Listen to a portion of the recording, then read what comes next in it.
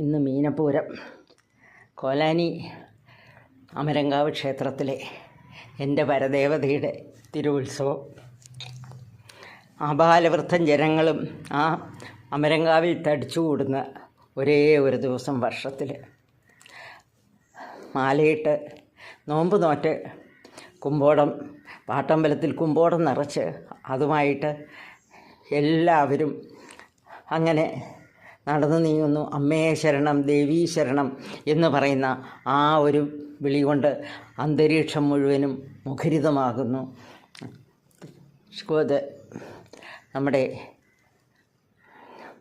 ശ്രീകൃഷ്ണസ്വാമി ക്ഷേത്രത്തിലെത്തി വലം വച്ച് അങ്ങനെ അമരങ്കാവിലേക്ക് ആ ഘോഷയാത്ര എത്തുന്ന സമയം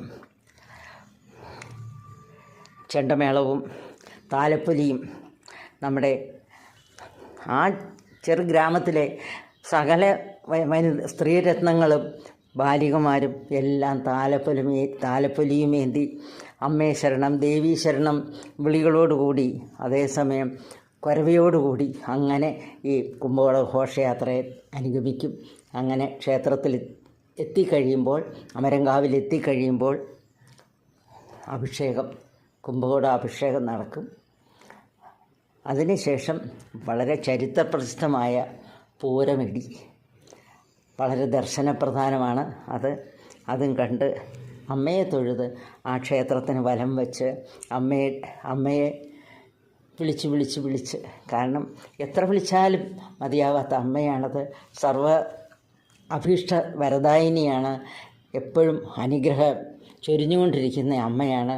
അമ്മയെ അമരങ്കാവിലമ്മേ എത്ര വിളിച്ചു കഴിഞ്ഞാലും നമ്മളുടെ എന്ത് വിഷമമുണ്ടെങ്കിലും തീർത്ത് തരുന്ന ആ എൻ്റെ അമരങ്കാവിലമ്മയുടെ ആ ക്ഷേത്രത്തിലേക്ക് മനസ്സ് എപ്പോഴും പാഞ്ഞുകൊണ്ടിരിക്കും. ലോകത്തെവിടെയാണെങ്കിലും കോലാനി കൃഷ്ണനും അമരങ്കാവിലമ്മയും കഴിഞ്ഞിട്ട് ഒരു ജീവിതമില്ല.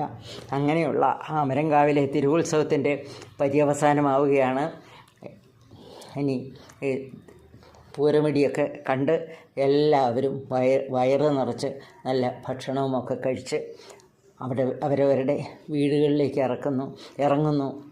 ഇവിടെ നിന്ന് എവിടെ പോയിട്ടുള്ളവരാണേലും ഈ മീനപ്പൂരത്തിന് കോലാനി അമരങ്കാവിലെത്തും. അങ്ങനെ അടുത്ത വർഷത്തേക്കുള്ള കാത്തിരിപ്പാണ്. ഇനി അമ്മേ ശരണം, ദേവീ ശരണം, അമ്മേ ശരണം, ദേവീ ശരണം, അമരങ്കാവിലമ്മേ ശരണം.